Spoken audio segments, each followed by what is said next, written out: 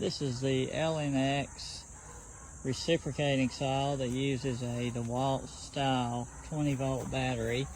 And so what I'm going to do is come in here and cut this little pallet to give you an example.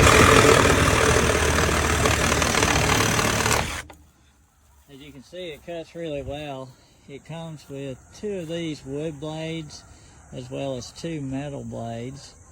And you know, I just can't complain about it. So far it has done a really nice job, and so I'm glad to add this to my toolkit.